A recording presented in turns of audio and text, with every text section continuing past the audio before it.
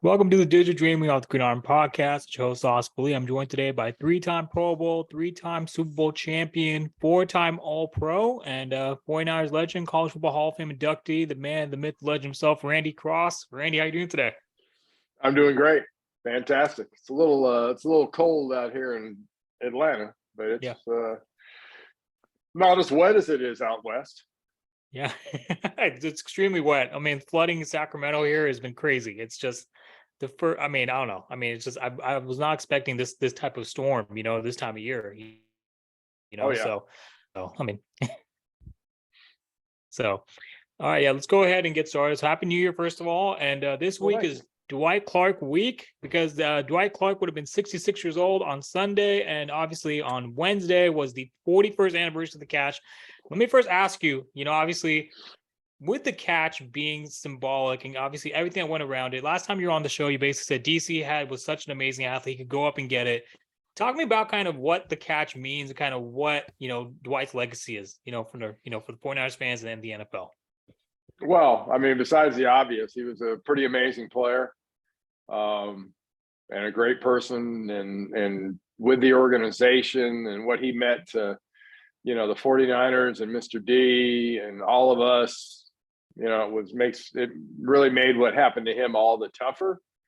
But he's remembered fondly by everybody, including the fans. And I think the fans, even the younger fans, have sort of been educated and taught to appreciate, what he did, because so much of, what we did as a group was kind of birthed that day he went up and got that ball, and that dominance that happened for the next couple of decades, and then bled into what's happened over here the last 20 years, good and bad, goes back to DC.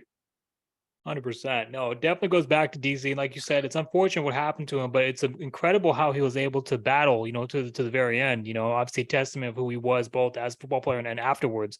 And I think one of the things, which struck me was just kind of, how well he visualized the play. And when I met him 11 years ago at the 30th anniversary of the catch with Everson Walls, right? I mean, he just kept talking. He's like, yeah, we practiced that all week, and the bootleg. I mean, we were ready. And so let me ask, was the catch improvised, or was it practice all week? Well, the play goes to Freddie. Yep. It was Freddie's play. In fact, he scored on that, in the first time we beat him that year. But as everything else in a Bill Walsh offense, not much is pure improvisation. A lot of it is practiced. Scramble drills are practice, adjustments off routes are practice, all that. I mean, it's standard now. And if you play in an offense where it isn't standard, it should be. Yeah. But no, it was, you just knew what was going to happen. Of course, as an offensive lineman, when they call a play like that, Keith Fahnhorst and I over there on the right side are like, okay, Joe's going to be like over the tight end or so. So we can't go too far this way, otherwise we're gonna get beat underneath. And suddenly, our guys are just sprinting butt to the sideline. We're like, where's he going?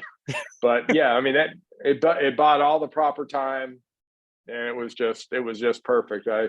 I never get tired of this kind of yearly anniversary where you see it all the time between social media and everything else. But I actually went on YouTube and watched that whole game, and it was good to be reminded, because you know what? It wasn't a very pretty football game. It was a classic end and a classic play, but the game itself, for all the penalties and the turnovers and everything else that happened to both sides, it's best remembered for that unbelievable play. 100%. Like you said, the game had so many ebbs and flows, and the unbelievable play. You mentioned kind of, you and Keith, obviously another, fallen legend, rest in peace. But talk to me about kind of that assignment, with blocking Ed Too Tall Jones and, kind of going up against, Martin and all those guys. What was that like, and, in that moment? You kind of caught up in it, so it's not that big a deal when you are caught up in it. Yeah. And we had played them earlier in the year. We'd played him a couple times. We played him in '79. We played him in '80. They kicked the crap out of us both times. Yeah. We played them in Dallas too, which didn't make it any more fun or enjoyable. But I don't know.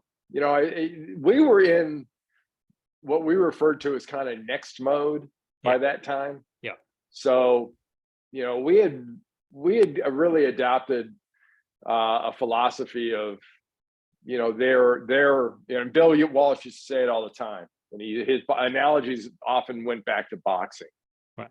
And he'd talk about how it's not a person in front of you. It's not X. It's a thing, and you beat on it, and you take it out, and you do this, and this, and you figure a way to beat it. And that's kind of, we were in that next mode where we get done with the game and kind of look around and go, okay, who's next? And that's really what I remember that team for, more than anyone I ever played on, because we had no clue. Yeah. He had to teach us how to do everything, not only his offense, but he and Jack Reynolds and Charles Young and some of those guys that had been on some winning teams had to kind of school us as to how you did this, because we really had no clue, as bad as we had been fairly recently. All right. 100%. Having that veteran leadership, like you said, and kind of, going through the motions, right? Like you said, in a Bill Walsh offense, and kind of just being prepared, like you said, the moment, you may not realize it, right? But, obviously, reflecting back on the team and the will and the grit, kind of just spoke to the testament and the will, of that 1981 49ers. Dan Buns right there, signed the ball when I met him, not too long ago. So right after you came on the show, right? And the stop, obviously, in the Super Bowl we talked about last time, it's just, like you said, grit and heart, So yeah, because that wasn't the most talented team. In fact, of the 3 championship teams, that's easily the lesser of the group. Right. But because we didn't have the multi-use great back.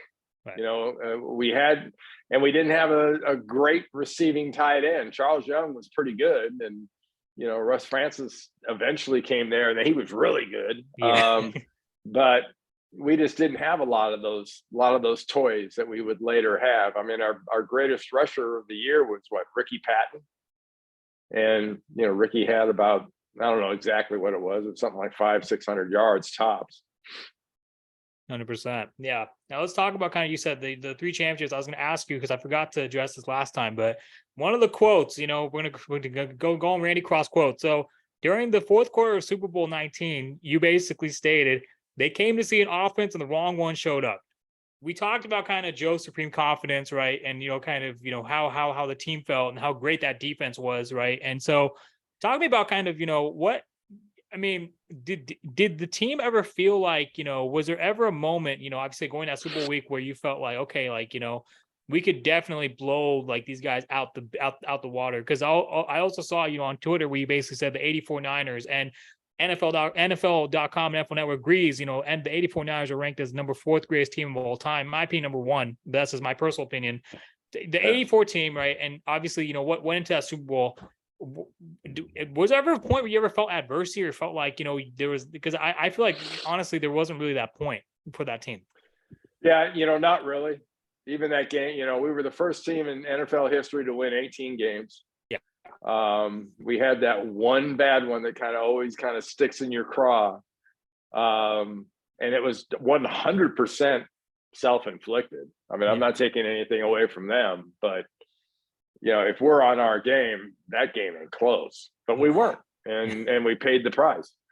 And I think it reinforced a lot of the things we were learning to do, and sort of reinforced everything that Bill kind of had warned us about. But yeah, I mean, that team was extremely talented. Because people, that 84 Bears team was really good. That 84 Bears defense was really good. Yeah. And, we beat them pretty handily in the championship game. And going into that game, and I think I said this before, there was so much talk about the great Dan Marino, and, second-year player, and broke all the records, and he'd done this, and the Marx brothers, and the Killer Bee defense, and all this. They did us a great favor. You know, we're not only playing basically, we're playing a home game, and they're just blowing smoke up the other guy's backside. It was the perfect sort of storm for us when it came to the way we were going to play and how we were going to deal with them. And yeah, just because of all that attention on their offense and our offense too. I can't say we weren't, because you know you couldn't ignore Joe and Roger and all that, but they said almost next to nothing about our defense. Yeah. And that was hilarious. Yeah. It was hilarious to me. They didn't Yeah. like it. Yeah. Our D Yeah. wasn't a big fan of that whole deal. So that's what made it kind of fun to watch, because you knew something was going to happen. Absolutely. You know, and I think, like you said, when you sleep on the defense, you know, you're bound to be in for rude awakening when you know when the biggest lights go bright. So yeah. I believe the current term is, and I'll paraphrase, you know, F around and find out. yeah, well, fuck around, And find out. Exactly. they did, and they did. Yeah. Yeah. Love it. 88, you know, obviously, like you said, you know, the last time you're on your last season, last championship season, you know, the kind of it was the dawn of the new Niners in a sense, because you have Brent Jones, Tom Rathman, John Taylor, obviously JR, right? You know, and a bunch of, you know, younger offensive players who are basically becoming, you know, the next generation. Obviously Jones, you know, right before his final Super Bowl, before, you know, so talk to me. I mean, with that 88 team, you know, basically, you know, after your last game, you also mentioned that, you know, I mean, as great as Jerry Rice is, and he deserves MVP, there is no player like Joe Montana. Was Joe the reason why Brent, why, you know, like I said, Russ, why all those guys became what they became? I mean, maybe it's a pretty obvious answer, but I mean, I just want to know from Yeah. your perspective. I don't think, you know, I'm a big believer in, you know, in individual achievements when it comes to stuff like that. So I wouldn't cheapen or belittle anything any of our skill players did, you know, as being just because of Joe. It was a hell of an edge. Yeah. I mean, Jerry Rice by 88 was a damn cheat code. Yeah. And if anybody knew how good he really was and the stuff he was gonna do and the way he was gonna torture defenses. Yeah. Every time the receivers get on a run since then, and I mean, I spent 20 years doing NFL games, and you know, I'd sit there and listen to some of these people talk about this receiver and that receiver, and oh, he's got more of these and 1,000-yard years and blah blah blah, start a career. I'm going, yeah, but look this guy up and check out this number 80 guy and kind of his stats. They're not bad. Yeah. But yeah, I Joe was like the same as Jerry. I mean, as Jerry, kind of a cheat code at times, especially in tight situations. Right. But you know, we had some very, very talented, you know, individuals. And you know, like you said, the 88 team, some of them were just getting going. 100%. No, I totally agree with you. I mean, I think with that 88 team, like you said, which ushered in that next level era of the Niners, you know, heading into the 90s. I think one of the things that, you know, which was kind of, you know, not really appreciated, it was obviously, you mentioned Rodgers, you know, kind of duality. You know, I think, you know, we started seeing a lot of guys, you know, like Brand and others, you know, start to be used, you know, in the RPO game. The RPO game started more as even more so than it was, you know, with the West Coast offense, which obviously innovated the RPO game right across the league. And so I think it was interesting just to see, you know, how they're using, you know, how the switches, how Tom Rathman, for example, you know, was basically, you know, being, you know, kind of innovating that receiving kind of rushing dual threat, you know? Yeah. So yeah, Roger started that. People forget, you know, Wendell Tyler was the halfback. right. Roger was a fullback. So when he had, especially that one year in 85, when he had the season he had, you know, he did it with Wendell there.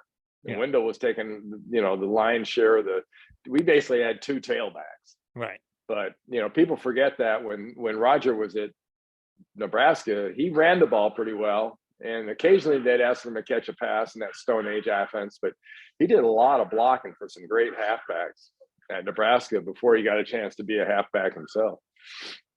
100%. No, he definitely did. So, and now let's talk about actually the QB position, because I want to ask you this, because on Joe's keeping cool under pressure, you basically stated when Steve came up to you, you basically told him, that yeah, you're not better than 16, you're not better than that guy. Do you, and Joe basically at the end of the documentary said that, even though Steve won, in 94, right, with the 94 team, one of the greatest teams also of all time, Joe said that he could have won too. Larry Krueger on KMBR basically said that he thinks Joe would beat the 92 Cowboys. He does think they would have beat the 93 Cowboys, but he thinks he would also beat the 94 Cowboys. So he does agree that Joe would have won two more Super Bowls in the 90s. Let me ask you, I mean, obviously it's speculative at this point, right? But what's your take? Yeah. I mean, it goes back to, I'm not necessarily the most objective person to ask about that. Yeah. Sort of like when people give me the Brady question, I two things.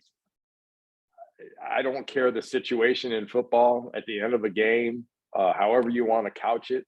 I would take Joe over anybody that's played the game, period. But yeah, you can go kind of deep on when it comes to some of these comparisons and whatnot. But yeah, you came to expect excellence and greatness so much being around those guys, especially Joe and Jerry and Roger, and being in those huddles, and being with that organization as long as I was, especially when we finally got to the point where we figured it out. I don't have much patience for less than championships. Yeah. I was not a happy alum the years they couldn't get over the Cowboy hump. I thought that was complete crap. Yeah. And I know how good, they had this guy and they had that and blah, blah, blah. Yeah. But, that's not how it's supposed to go. Right. You're supposed to beat people like that. Right. And it's like in the 2000s and the two Super Bowls they've gotten to since then. Hey, you got to be happy. That's why you're not. I feel good for them, but you're not happy until you win it. If you win it, then you get really happy. And today's everybody gets a trophy atmosphere. It's a hell of an accomplishment. My ass, it's a hell of an accomplishment. You lost. I don't care if you lost the first game. I don't care if you lost the next to last game. And I certainly don't give two shits, how you want to qualify losing a Super Bowl. Right. Ask TCU how great it was to get to the national championship. 100%. No, I think, I mean, let me get your thoughts on this, because some fans, this is just, and myself included, right? I think it's an issue with the ownership, because with Jed, we don't see what we saw with Mr. D. I mean, in the sense that, because I also had, a member of the 94 team, Dexter Cardon, not too long ago, and he said the same thing, that Eddie was the greatest owner ever, which is pretty non-debatable. And he said Joe was much better than Steve, which also non-debatable, and so, I mean, I think the culture is really what's kind of, it's almost like they're settling now. And we're going to talk about the playoffs in a bit, but they're not settling. Okay. Necessarily. I would say, and just to be fair, that's a hell of a thing to live up to. Right. If you're in that position. Yeah. So I wouldn't wish that on anybody. But that it kind of is what it is if you don't get it done and you don't win in those spots. But it's a different game too. I mean, the NFL of the 80s and early to mid 90s, before the collective bargaining agreement got done, and they basically put the cap and everything else in place, and it changed the game. It did level the field out to some degree, because there were things you just couldn't do. I don't know. I think Jed, the smartest thing that he did, and I say this all the time, was when he got Kyle Shanahan and he signed he and John Lynch to that deal where from day one, bang, 6-year deals. They're both on the same deal. They're both on the same terms. They've renewed them at the same times. That's freaking fantastic. Look around the NFC West. Look around the NFC. Look around the NFL. How often do you see that? There's just not that much of it. because we're very much in a, either coach dominated league or a GM dominated league. So the coach kind of designates the GM, or the GM designates the coach. And they had the foresight to go, look, here, you two guys learn to get along. We're tying you together. So if one of you goes down, the other one's going with them. Figure out a way to make it work. And they've done a great job figuring out how to make it work. And, we'll see. This has all the earmarks of being a special year, but, like I said, there's only one way to end a special year. Let's talk about that tomorrow, right? Seattle coming into Levi's. Obviously, the 49ers, I believe, are 9.5 point favorites. Obviously, the 49ers, they say it's difficult to beat the same team 3 times in a season. Seahawks, obviously, last game they played was kind of close, but obviously, it was on the road, and, Brock was still, in my opinion, getting his wheels under him. Kind of, what are you expecting? Obviously, what do you expect to see tomorrow? And kind of, what do you look for, obviously, in this team? But what do you the kind of things that have stuck out to you? Well, much like a funeral, it kind of depends on the weather. Yeah. If it's nasty and windy and rainy, the good thing about this version of the Niners is they're built to go stone man. They can go stone age on you. They can basically bang your head off, with Kittle in motion and Jusic coming out of the backfield and that offensive line. They can do that, and they can do that against Seattle. It wouldn't be a pretty game. It wouldn't be a aesthetically pleasing game. Yeah. And they wouldn't be able to use all their little toys. But it's the first game every year is always a difficult one to get over. And that's why it was in the old days, it was always such a huge deal to get one of those 2 buys. Right. People always say, rust or rest. My ass. Yeah. You know what? Not playing and not getting beat up is always better than playing and getting beat up. Period. I don't care what anybody says, but I'm looking for them to play a really good, physical, clean game. And I think they'll deal really well with Seattle. I don't think it's going to be by all indications, especially the run that Seattle's been on, it's not going to be a blowout by any stretch of the imagination. I think it's a 7 to 10 point game, but I think the Niners win. 100%. No, I agree with you on that. It's not going to be a blowout because of, like I said, the divisional rival. Seattle's a chippy team, and they kind of just stumbled away into the playoffs, but it is what it is. I think Niners being superior on all sides, the ball. In a normal year, Geno Smith would be the story of the year in the NFL. Yeah. For a guy that's been in the league as long as he has, to finally get his shot to start and do this, it makes you want to say, who were the geniuses that didn't play him before? And, number 2, he's far from Mr. Irrelevant. He was highly thought of. Yeah. But he's a great story, but Brock Purdy's kind of knocked that all off. Speak of which, let me get your thoughts. Brock Purdy, Mr. Relevant, is now Mr. Relevant. Some stats from the regular season finale against Arizona.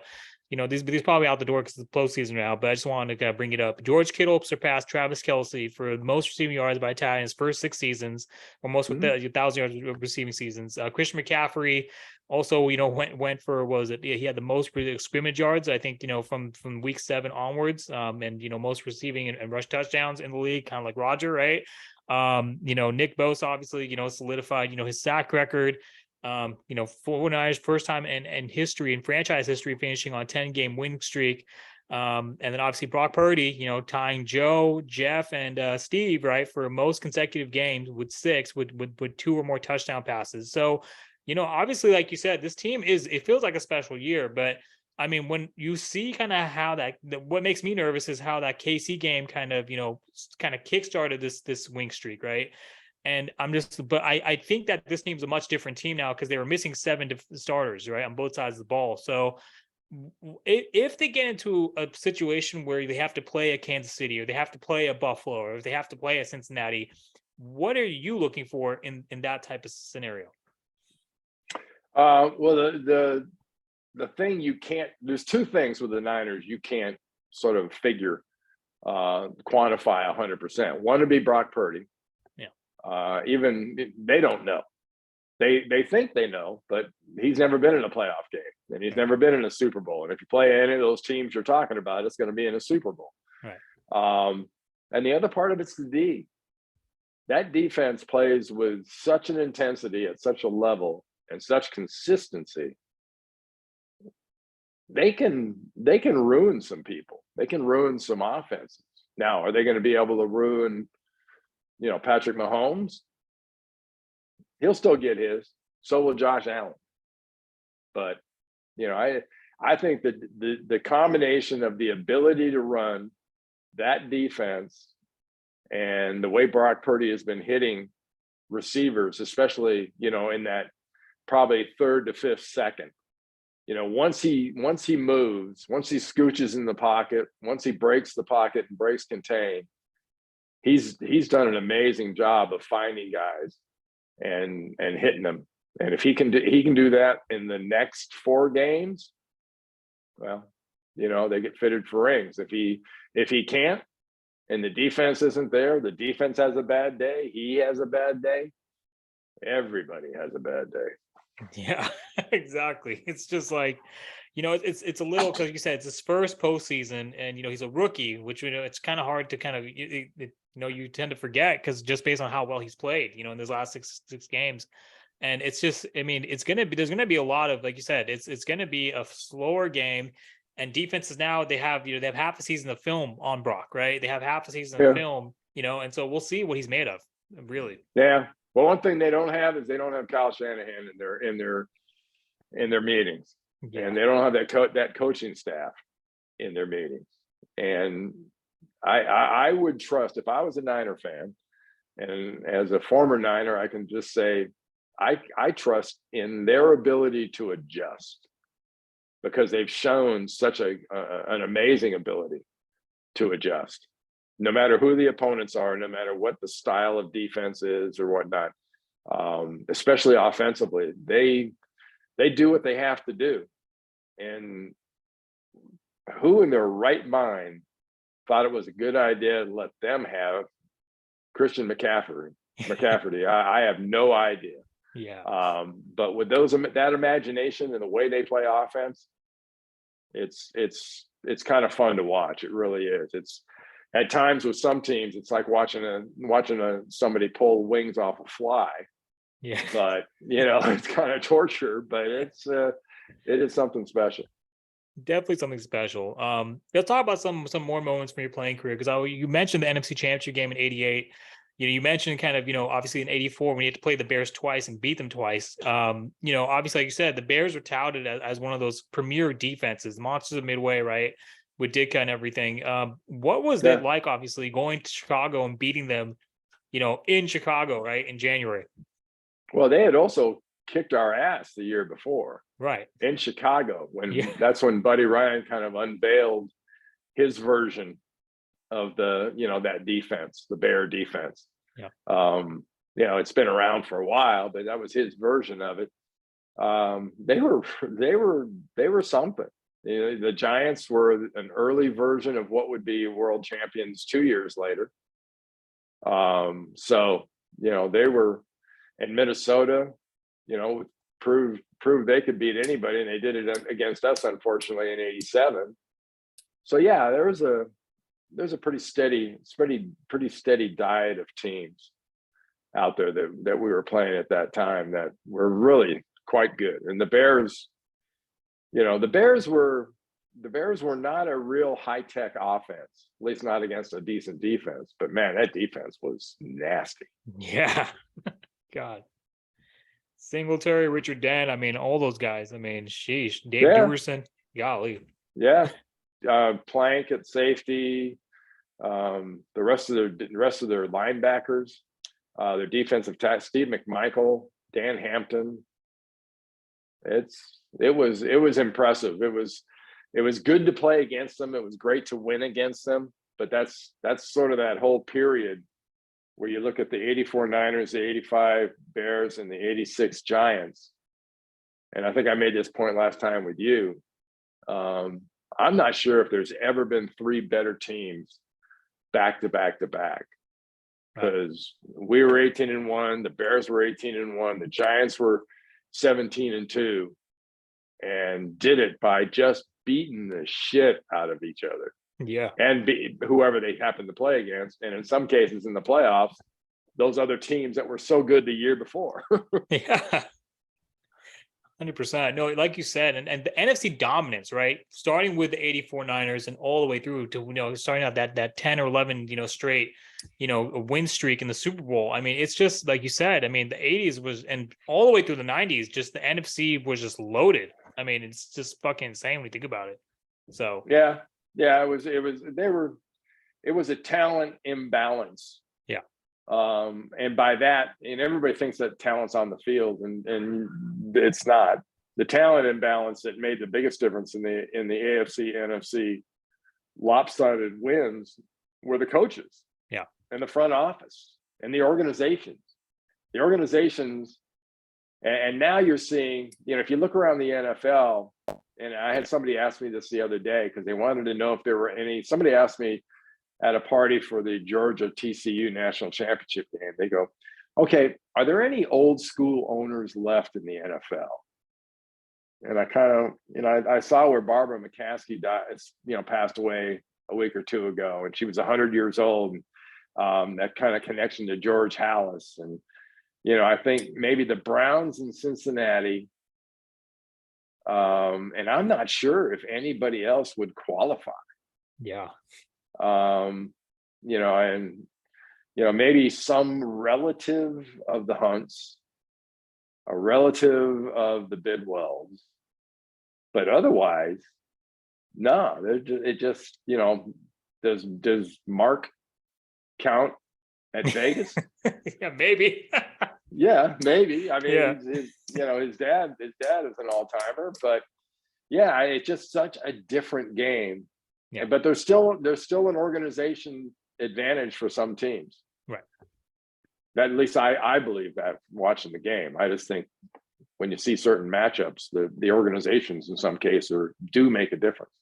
No, I agree. I think, you look at the well-run organizations such as, let's say, the Eagles with Jeffrey Loria, or you look at the, the like I said, the Chiefs, right? With Hunt, the Hunt dynasty, that might be, an old school owner kind of ish, maybe. Mm-hmm. Yeah. And then obviously, like you said, maybe like, Robert Kraft. I mean, but not anymore, not as much as it used to be, but, I think, but a well-run organization, a well-run oil machine, like you said, can definitely set the tempo for, obviously what happens on the field, because when you have that culture, right? Like Bill Walsh, like you said, right? When he came in there in 70, 78, 79, and just basically, he cleaned up shop. I mean, it was, you could see the difference immediately. Well, it's always interesting too, to see the teams where the coaches get poached from. Right. Every year there's anywhere from 5 to, it seems, 20 new head coaches in the NFL. Yeah. Or for that matter, even a major college football, but especially the NFL. And where do they usually come from? And, when that guy leaves, who comes up and who takes the place? And to me, it's kind of ironic that in this, we're talking just about the Niners, that, for all the attention that Kyle gets on the offensive side, the hottest coach on his staff is his defensive coordinator, right? Who everyone kind of assumes that DeMeco Ryans is going to be a head coach somewhere. Right. Well, this is about that time where, either by interview or by inference, you're going to find out where he's going to go and who's next. And those are the organizations when they can replace those guys. And that's where we've seen it. You saw it with the old Giants, you saw it with the old Redskins, you saw it with the old Niners, you saw it with the old Patriots. And not all Bill Belichick's coaches have left and been wildly successful, to say the least. But, it's when that happens and who you replace them with that makes the biggest difference. And the Patriots are probably the best example of that. Because Josh McDaniels going to the Raiders and how they handled that, with how they went for coaches offensively, that was like, excuse me. Well, That probably worked out exactly like you thought it would. Yeah. And like you said, obviously, if you look at the Niners, the turnover, right? I mean, look at Mike McDaniel, Bob Saleh, and then now even like I think they're trying to get Peters right from the front office, and they're trying to also interview some more. I think obviously some of the more assistants, not just D'Amico, but some of the offensive guys as well. So, like you said, I mean that's a true testament to how good an organization is. The assistants and it's also, I think, a true testament to, in some cases, the lack of, I don't want to say greed, because everybody gets paid a lot these days. But when you see guys sort of say, "Nah, I don't think so," when they go, "We'd like you to be the head general manager of," and you go, "Pass, I'll stay here." That says a lot, not only about the loyalty, but also they know. Guys in the business, they know where the good jobs are. Yeah. And some people get offered jobs in places where, but the only one that thinks it's a good idea is their agent or the lawyer negotiating the deal. Yeah. That's the only one. Yeah. It's funny you mentioned that, because it just kind of jolted my memory. You obviously played Bill Walsh's last season. Your last game was also Bill Walsh's last season. The team there's obviously that friction, and there's that unwritten kind of just that principle that Bill, it would potentially be Bill Walsh's last season with D'Amico potentially going out the door. I mean, isn't that kind of a distraction for the guys, and kind of how did you guys handle that when heading into the playoffs? No, in fact, that 88 team had sort of a different attitude about it. That was the strangest championship team I played on. Yeah. Because we weren't very good in the middle of the season. Hell, we weren't very good after 11 games. We were 6-5. Yeah. Then we went on a run, and the rest of the NFC West didn't, and we clinched the division that year, like on Sunday of the last week. So when we played the Monday night game against the Giants, we didn't have anything really no, against the Rams, we didn't really have anything to win. There was like, okay, great. If we do, we do. If we don't, we don't. But either way, we're going to the playoff, and we have a bye. Yeah. I don't know. It's kind of a strange, situations like that are very strange. 100%. Yeah, because the reason I'm asking, because obviously if D'Amico does end up, I mean, he's declining a few offers, I think, but if he does end up going, that's just it might be a distraction, to some level. So I don't think so. Like my last year, no one knew Bill was going to go. When we were on the plane to Miami that Sunday or Monday, I went up to first class and sat down next to him and said, asked him if he had a second. I said, "I just want to tell you how much I've enjoyed this last 10 years. I said, but I think it's going to be my last game. Yeah. I think I'm going to walk away." And he's drinking a glass of white wine. He kind of sipped it. He went, "It's probably not a bad decision." And I said, "Yeah, I can play another 2 or 3 years, but I don't want to go out that way. I'd rather win this Super Bowl and go out. And I don't want to fade away. I want to just go away." Yeah. And he said, "You know what? Probably not a bad idea."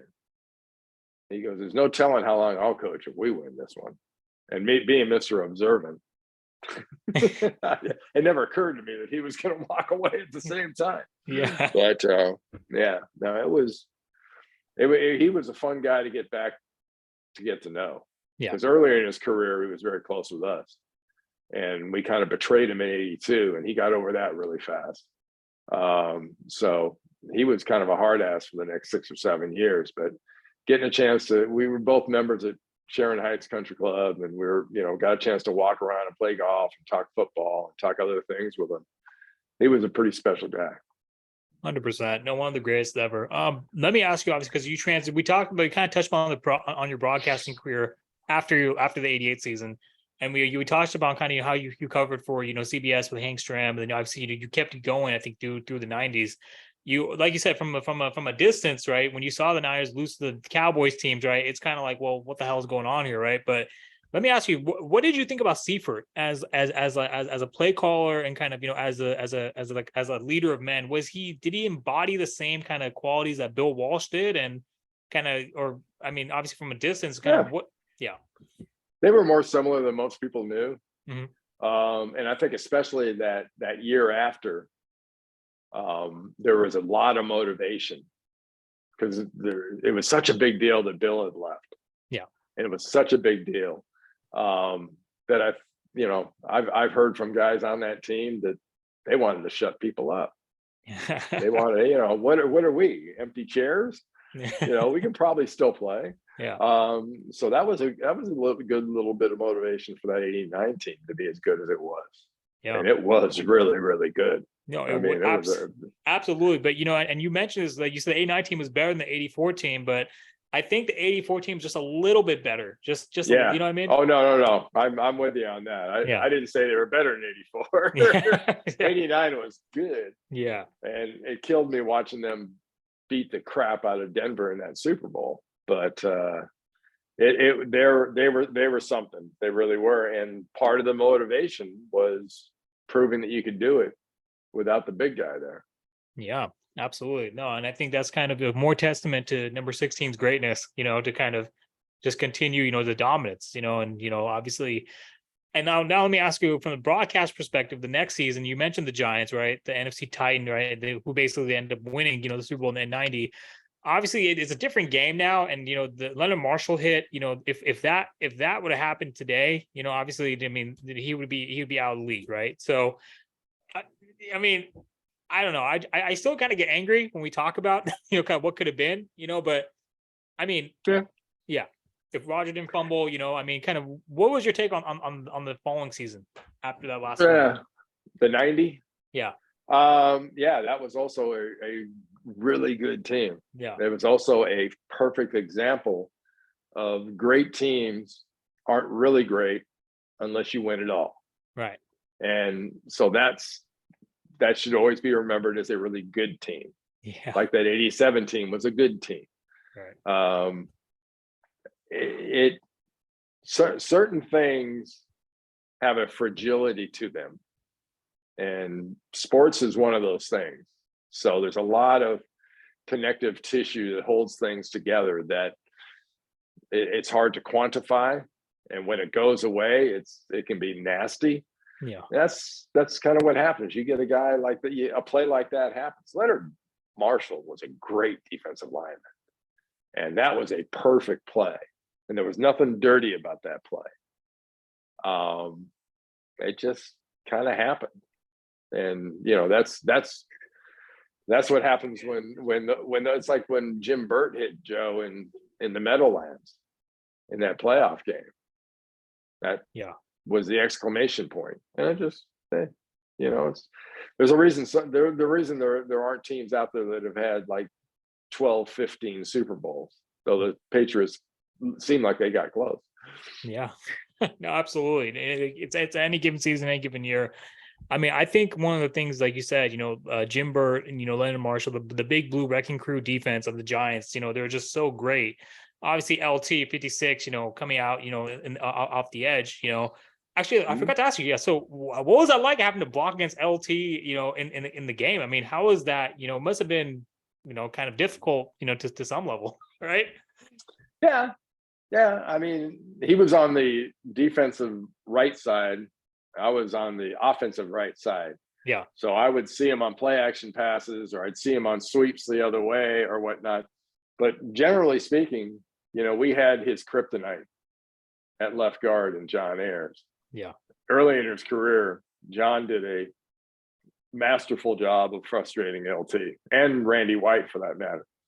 But yeah, I mean, he look at some of those playoff games, look at some of those meetings between the Giants and the Niners. He made plenty of big plays. Yeah. Just at the right times he didn't, which was nice for us. But 100%. No. So, what was your favorite matchup individually throughout your playing career?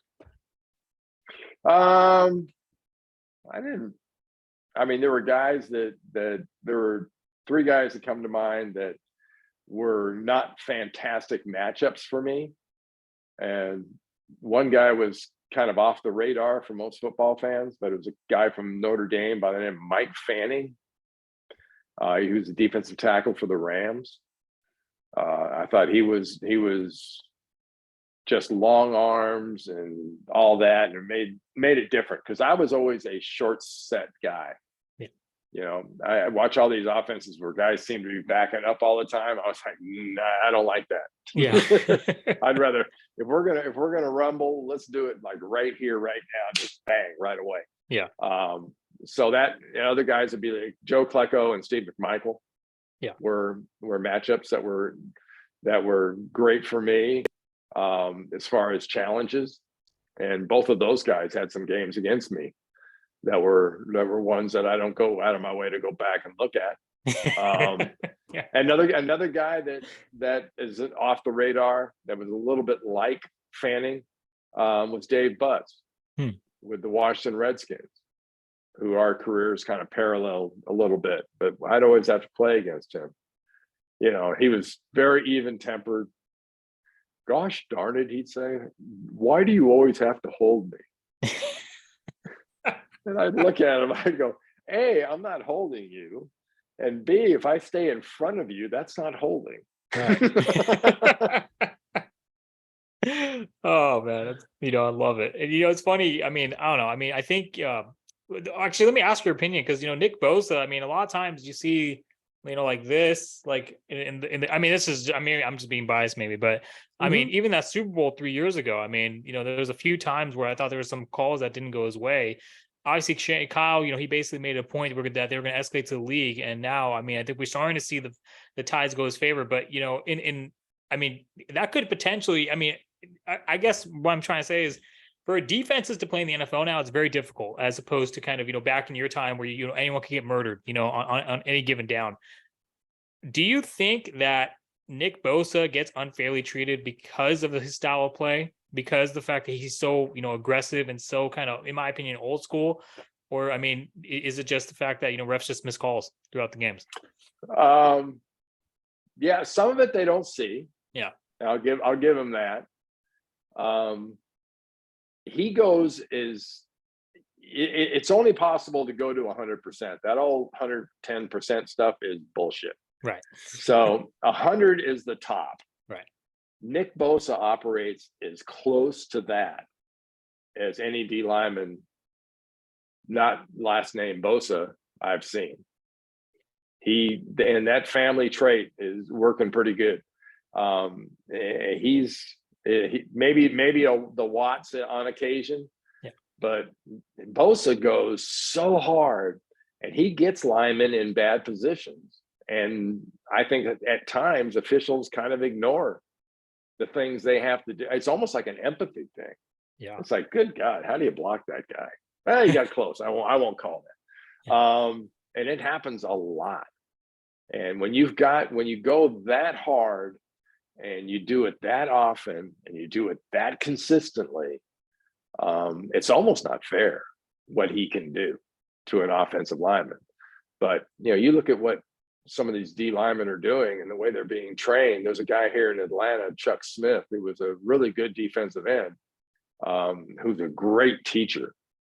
And he teaches guys the hand fighting and whatnot. And why back up? It's for the life of me, I cannot understand why these guys take on people like Bosa as they're backing up. You are so screwed. It's not even funny if you're trying to do that, because he's gonna whip by you and he's gonna be gone.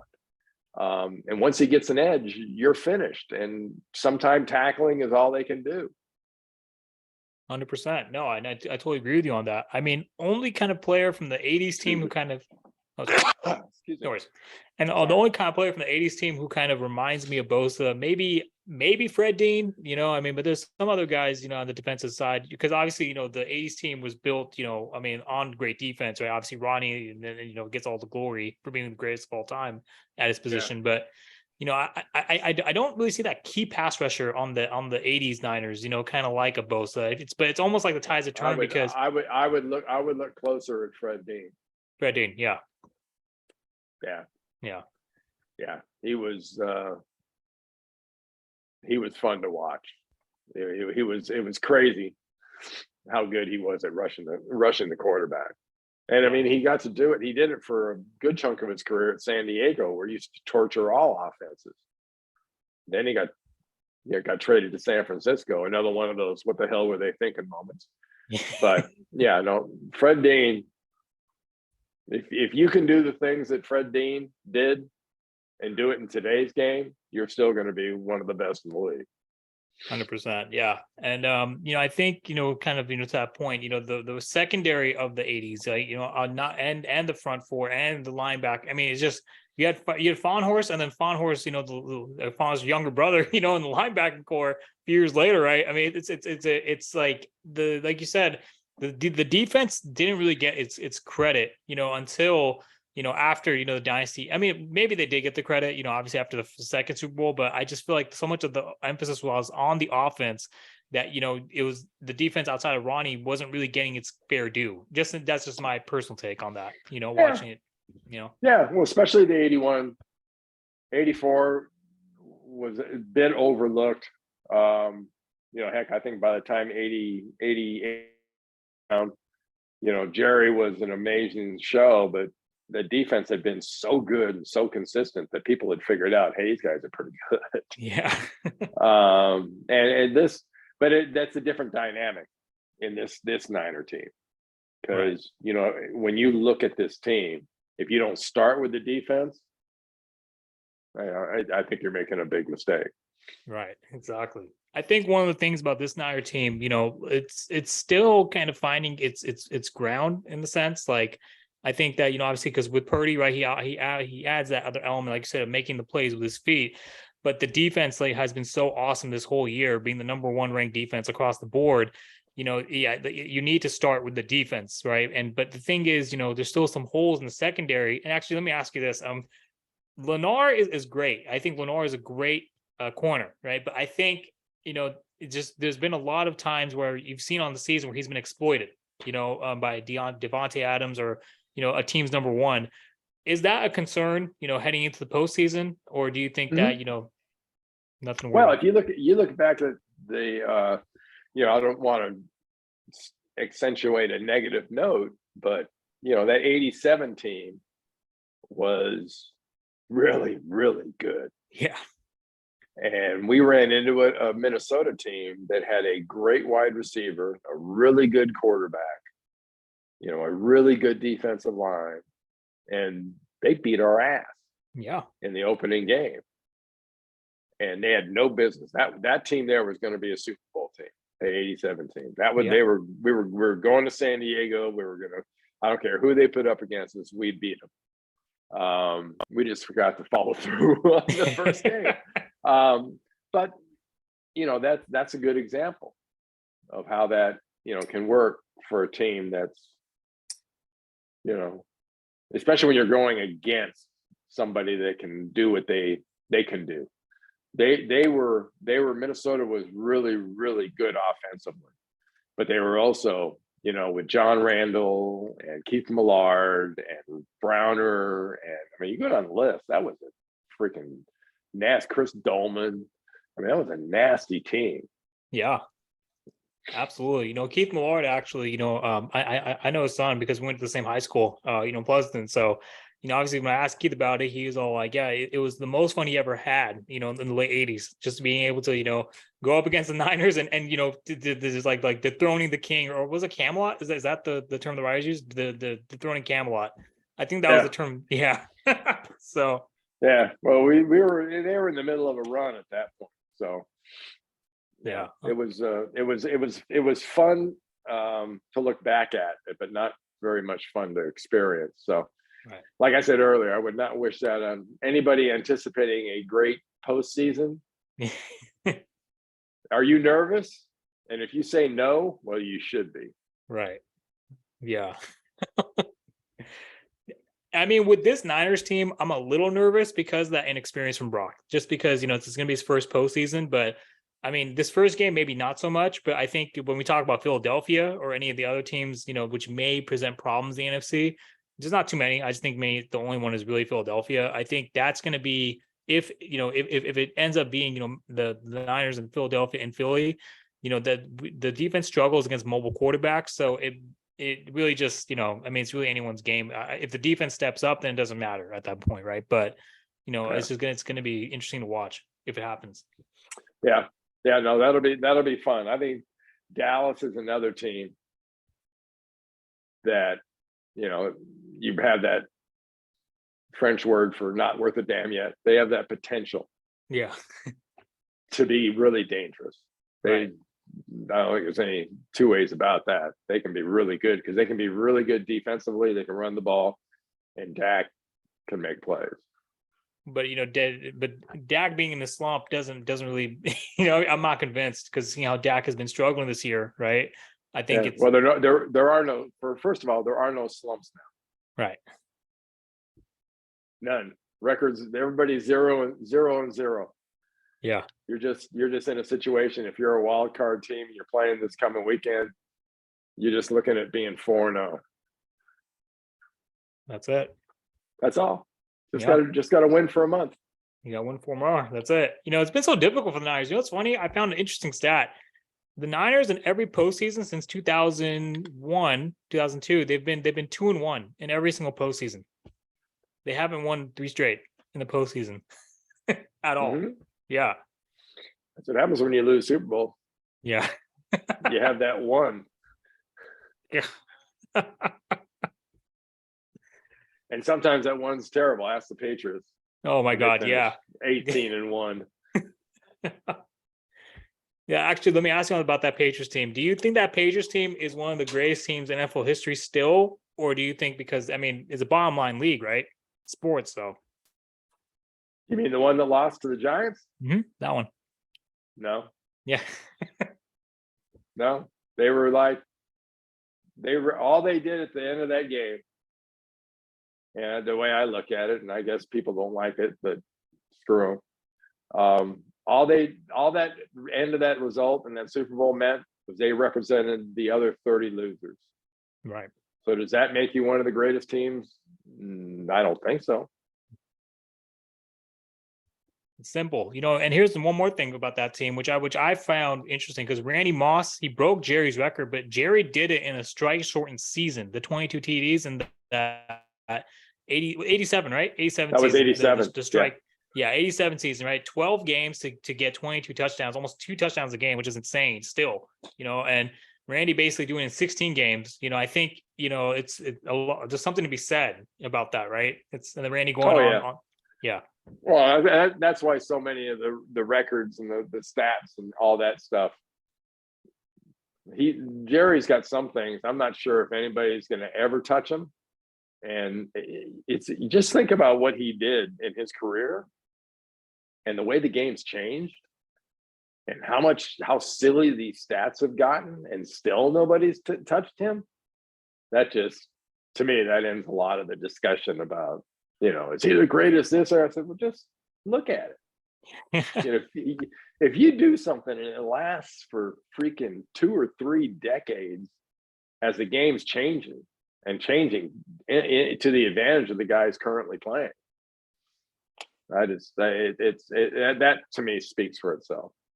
Absolutely. No, I think Jerry's, case, like you said, the untouchability of his records, I don't think there's anyone else who I can think of who's even gotten who has that kind of, maybe Kareem Abdul-Jabbar, but it looks like LeBron James is going to break that record pretty soon. So yeah, I think Jerry's going to be in his class of his own for a while. So yeah. There are certain records that are not unassailable, but damn, you look at his touchdowns and where do you want to start? Touchdowns, yards, catches, just the way he did it and the length of time he did it for is one of the most. That's what made Jabbar's stuff in basketball so remarkable. Kareem lasted for a long time. Oh yeah. Kareem lasted so long. I watched him when I was in middle school. Yeah. It's incredible. It's incredible when you see like you said, these transcendental athletes, who are able to, make it at a high level for 2 decades, like a Jerry Rice, like a Kareem. And I think obviously, and this, I mean, if Joe didn't get hurt in that 91 as championship game, he could have probably stretched it to 2 decades. I mean, but then again, I mean, that's me just being speculative at that point. But Yeah, y- yeah. yeah. So, all right. In closing, playoffs. What are you looking for? Which teams are you looking out for? And kind of, what are your predictions, if any? Um, I think it's the AFC is going to come down to two teams. No mystery there with Buffalo and Kansas City, and whoever has the best day there. And I think their door prize is getting a chance to play the Niners. I think the Niners are going to go to the Super Bowl and play one of those two teams. And then it's anybody's game when you look at those offenses, those deep, because both those teams have pretty good defenses too. Yeah. So that's where, the higher you go in this tournament, the less advantage you see, because the offenses suddenly kind of cancel each other out and the defenses kind of cancel each other out.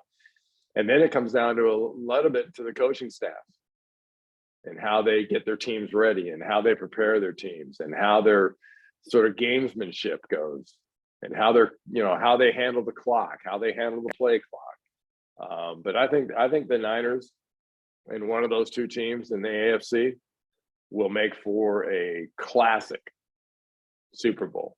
And I'd love to see the Niners do it again. They need a sixth bad. They badly 29, was it 28 years? Like, sheesh. I know. It seems goofy. And a lot of NFL fans are just glad they haven't had to watch it. Yeah. Kind of like most fans are kind of glad to watch New England stumble right now because they just got sick and tired of having them do it all the time. Yeah. But yeah, I think it'd be good to get the Niners back on a run.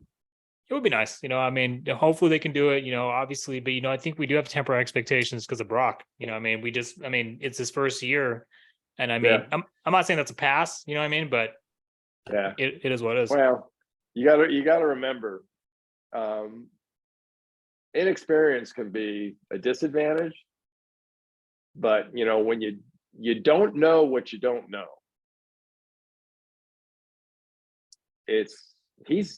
what's his point of reference? Right. A big game at Iowa State. He's having fun and he's playing great and he's doing good. He doesn't know about all this. He'll get an idea the night before the game. Like tonight, he'll have a little come to Jesus at some point tonight. I'm not sure he's going to sleep completely, restfully tonight. But how he performs tomorrow, it's not complicated. Yeah. Everybody wants to act like you have to be Elon Musk and designing spaceships and whatnot to play quarterback. It ain't that complicated. And he's doing a hell of a job doing it. I think you're going to see him keep doing it. And if he doesn't, it'll be as much about the guys around him as it will be about him. Because you're going to see McCaffrey play well. You're going to see Kittle play well. I'm really curious to see what Debo, when they take the ribbons off that one from IR and whatnot. Yeah. What that's going to be like. Ayuk's been fun to watch. So it depends on him, but I wouldn't anticipate him doing anything different. I don't think he's going to have a meltdown, and if he does, You just said something. But, yeah, go ahead. I was just gonna say, I mean, because you said something, because you said like, the meltdown, and it just struck me as kind of like the confidence, right? With kind of, this being Dwight Clark week and Joe, right, standing, after the catch, I trust my receivers to go up and get it. And do you see elements of Joe and Brock? I know it's way too early, but do you see that? Yeah. Yeah. Get back to me in a few Super Bowls. Yeah. But right. Yeah. I just think the ability to be unaffected by the moment is a rare thing to see. Right. And right now you're seeing a guy that's unaffected by the moment.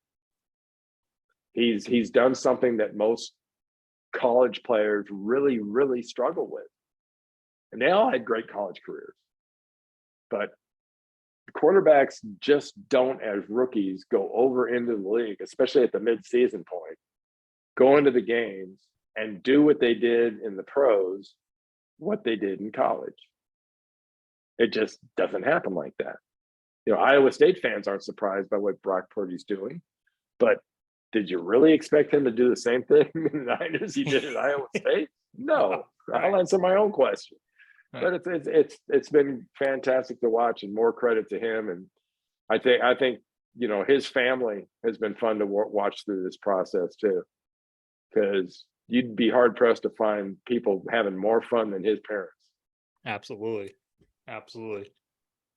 It's great to see his dad, and his mom, obviously at the games, and his dad was crying, tears, just see him step out the tunnel, and it's just, it's the storybook, like you said, the storybook story, or the story of the year, of the season.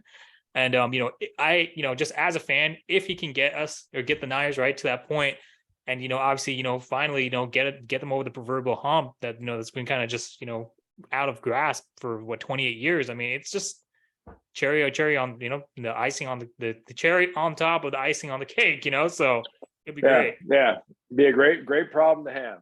And if that happens, you're about to see the mother of all quarterback controversy. Oh yeah.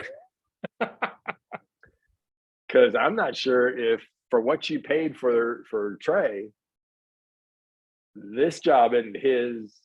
If Brock's a placeholder, right?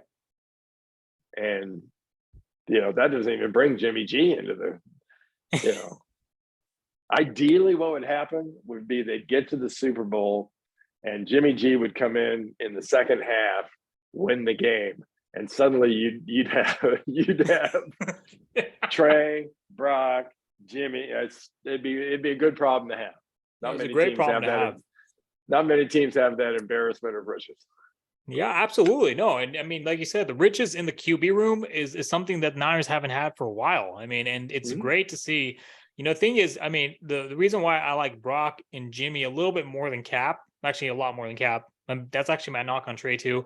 Not necessarily. I mean, mobile quarterbacks are great, but I just think that when you can have that pocket presence, like a Joe, and also be able to scramble when the play breaks down, like Steve, like what I'm seeing with Brock, and kind of not so much with Jimmy, because Jimmy's kind of like a statue in there, and he just sits there. I don't know why, but anyways, I mean, it's great to see that, because like you said, it adds that additional element, to the offense, and it makes it so you don't have to worry so much, if the pressure comes, then you don't have to worry about your quarterback, making maybe not so much making a bad decision, but losing yardage on a play where he can just get rid of the ball. So I mean, I've seen Brock. Yeah, good. So, well, I mean, the toughest guys to deal with are the quarterbacks that know how to run to pass. Right. And we talked about this last time I was on. Yeah. And that's the hardest thing for a defense to deal with. It's if you have a spy, it's easy to say, I'm going to react to that guy. I'm going to go get that guy with the ball. But if you react like that, he's got you right where he wants you, because there's a gigantic hole behind you as you start to react to that quarterback. Right. And that's what you've seen that a lot as he's left the pocket. People have assumed, hey, he's a young quarterback, he doesn't see the field. Well, this one does. You better learn not to do that. Absolutely. Yeah. I mean, it's so remarkable to see his maturation in just a 6-game span. I mean, we've never seen this before in NFL history. The player taken as the last pick in the draft, thrust into a starting position, and then just play at this level. I mean, it's incredible. Yeah, no, it is. It's fun to watch. It really is. It's great for the game, and the game could use it. It really could. With between the officiating and the rule changes, and it's basically a 7-on-7 league. It could use stories, like this. And 100%. What's happening with Damar Hamlin too is something that's given the game a real shot in the butt. It's funny. I mean, I mean, because you said that, I didn't want to bring this up, because obviously it is DC's week. So he did mention, his diagnosis. When he got diagnosed, he did believe football did have a part in that. Mm-hmm. So it did. Yeah, I would just Football, that's, yeah. It, for those of us, these guys are making informed decisions. These guys know how dangerous this game is. You only had to see the way those players reacted on the field to know that. They know full well how dangerous this game is. And there are long lasting effects for some of us. And it's kind of a crapshoot. You're rolling the dice. That's just the way it is. And you know, it's sort of the dark side, and it's negative and everything else. And no one likes to dwell on it, especially the league, who basically ignored it for as long as they did. But that's the reality of, you know, banging into people with your head. The brain wasn't made for it. News flash. absolutely. Final thoughts, anything closing, any New Year's resolutions or anything that, you know, you guys got on the pipe? Yeah. Nah. Quitting's for quitters. Yeah. I'm not into that whole, new me, new this, new that. Just be a good person and stay healthy and figure it out. I'm not a big resolutions fan. Yeah, absolutely. No, just keep the consistency going. That's it. You know, just keep going. What do you know? Yeah. Yeah. Outside of that is I've got a wedding. My daughter's getting married next month. Oh, wow. Awesome. So I'm doing this little chin stuff right here up until then. Then I'm going to shave it off. I love it. Love it. All right, Randy Cross, ladies and gentlemen, thank you so much for joining. Thank you. Appreciate it. Appreciate it.